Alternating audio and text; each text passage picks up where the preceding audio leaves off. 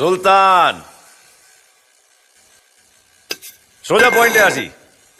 তোর লোকগুলো গাড়ি করে আসছিল, ওখানে এসে আমার বাইকে ধাক্কা মেরে এই সাইলেন্সারটা খুলে দেয়।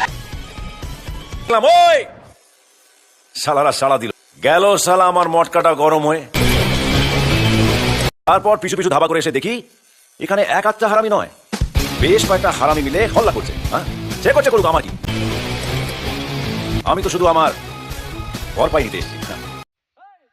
এই ওর মুখে টাকা মার, কাটা এটাকে।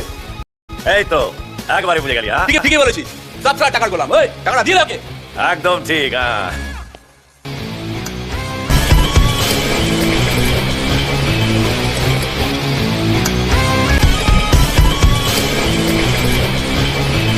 শোন, কুত্তা ঘেউ ঘেউ করলে না, কুত্তার মুখে হাড্ডি চুড়ে দিবি, দেখবি কুত্তা কেউ কেউ করে কেটে।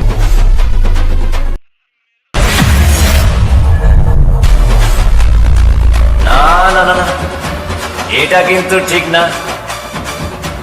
কুত্তা দেখ, আমার মটকা চটকে গেলে আমি টাকা নিয়ে ঠান্ডা হয়ে যাই, কিন্তু ইগো চটকে গেলে এলিয়ে ঠান্ডা করে।